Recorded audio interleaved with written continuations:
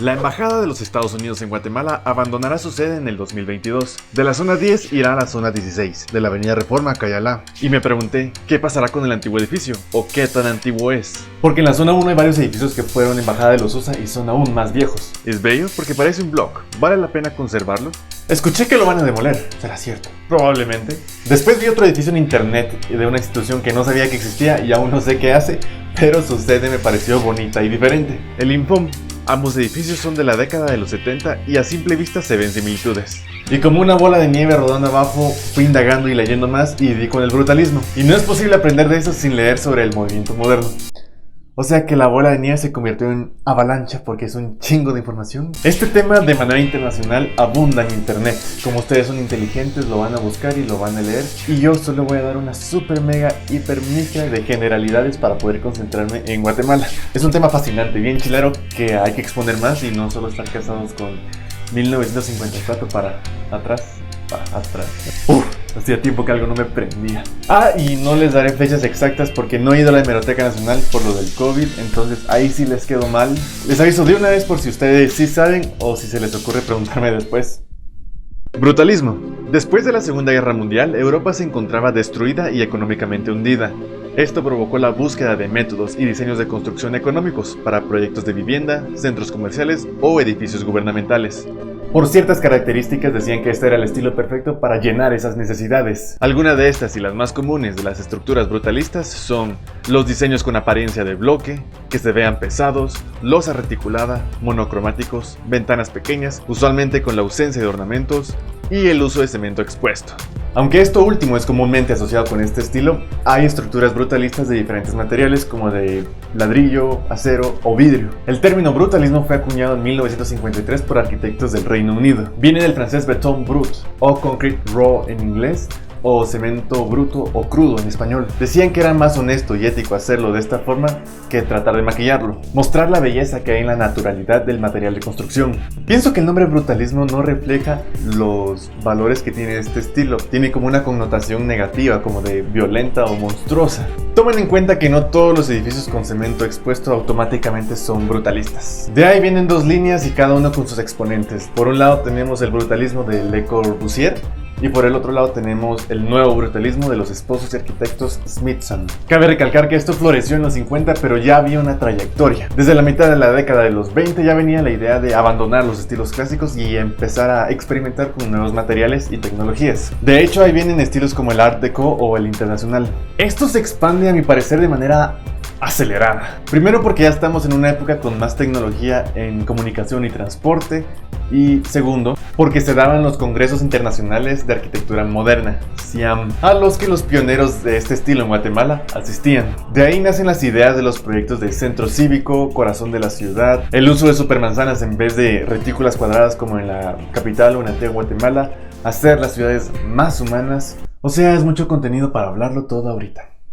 Como cualquier estilo arquitectónico en la historia del arte, esto es producto de la filosofía del momento. Por alguna razón, este es de los estilos que más me ha gustado leer y de seguir indagando. El brutalismo fue relevante desde los 50 hasta mediados de los 70 en todo el mundo. Béton brut y Guatemala.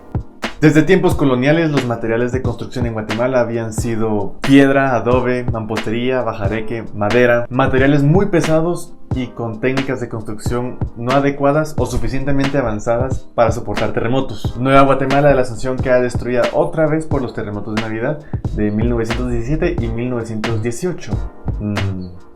Un clásico. La reconstrucción de la ciudad provocó la inmigración de mucho extranjero y con nuevas técnicas de construcción y materiales. La introducción del cemento armado es un tema tan relevante pero tan poco expuesto, a mi parecer. Aunque hubo ciertos estilos internacionales nuevos en edificios importantes del país, como el Art Deco en la Casa Presidencial, aún no era un movimiento totalmente a la modernidad. Todavía había mucha arquitectura historicista en edificios gubernamentales, sobre todo en el gobierno de Jorge Ubico, con la dirección del arquitecto Rafael Pérez de León. Periodo ubiquista le dicen, o neocolonial. Leí por ahí que era algo bastante común en gobiernos totalitarios de Latinoamérica del siglo XX, seguir construyendo edificios con estilos clásicos. Por eso fue hasta que cayó Ubico que se empiezan a ver cambios en la arquitectura. Y los que introdujeron esta moda fueron personas que estudiaron en el extranjero, como en México o Estados Unidos. la misma historia de siempre. Fue esta misma gente la que creó la Facultad de Arquitectura en la Universidad de San Carlos, diseñaron en la ciudad universitaria y el centro cívico, crean una verdadera extensión sur de la capital, aparecen las primeras casas tipo condominio, edificios civiles de más de 5 niveles de alto, empieza el crecimiento vertical y la ocupación del espacio aéreo. El cambio fue brusco, no hubo como una transición. Es muy interesante que como este estilo se dio en varios sectores al mismo tiempo de la ciudad, no hubo tiempo para que se generara un rechazo fuerte. Quedaron atarantados. Ahora ejemplos de esto en Guatemala. La Embajada de los Estados Unidos de la Avenida La Reforma estuvo a cargo de la firma Holzheu y Holzheu, con un costo aproximado de $1.889.290. Se empieza a construir en 1973 y se inaugura en 1975. La describen como una edificación donde predominan las formas simples, la horizontalidad y el concreto expuesto, dando un carácter vigoroso acorde al uso institucional. En los muros se delinearon delicadas sisas, generando la sensación de la unión de varios bloques en diferentes tamaños. En la fachada principal se colocó azulejo rojo en una pequeña extensión al relacionarlo con la superficie total, lo cual aportó un peso visual por color al valor estético. Qué belleza el edificio y qué hermoso encontrar documentos con una descripción tan exquisita. Este edificio aguantó el terremoto de 1976. Y el otro que me gustó mucho es del Infom. Un edificio de 6 niveles, predomina el uso de cemento expuesto, par de luces, en las esquinas hay volúmenes invertidos. ¿Así se dice cuando hay un vacío? Creo que eso también es una característica del brutalismo, hacer que no parezca que todo el peso descansa en las esquinas. Inició su construcción alrededor de 1973 y se inaugura también por el año de 1976. También aguantó el terremoto de ese año. Me gustaría saber más para hablar más de su diseño. Pareciera que entre más alto, más se expande. Qué increíble. No sé quiénes lo diseñaron ni construyeron. Espero visitar estos edificios o hablar de ellos más adelante porque se me hacen interesantísimos en temas históricos y artísticos. Valen la pena. Creo que son dos ejemplos de este estilo que no siempre se mencionan, que no se les pone atención, porque por lo menos el Infom no está en una zona turística o peatonal o relacionada con un acontecimiento relevante en la historia del arte de Guatemala. Tengo otros edificios que creo son brutalistas o tienen tendencias brutalistas, ustedes me dirán. Tenemos la primera fase del centro cívico, la biblioteca de la USAC, el edificio central de la Universidad Rafael Landívar. Me di cuenta que era bastante común o de moda que en los 60s muchas universidades del mundo tenían diseños brutalistas en sus campus centrales. El Instituto de Previsión Militar, el Ministerio de Energía y Minas, la farmacéutica Upjohn, donde ahora es una agencia del BI sobre la calzada Roosevelt, parece que solo queda la escultura de 1968. El Colegio Alemán de 1964, el famoso edificio La Terminal de 1962, que se partió para el terremoto, estoy seguro que ustedes han visto la foto. Mencionan también los soportes de un puente que parece costilla.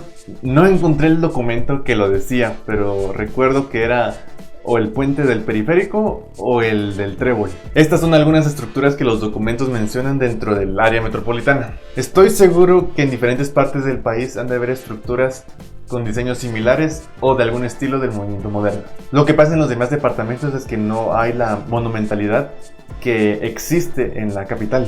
Siempre son versiones chiquitas, compactas, bien lindas, puro llaverito.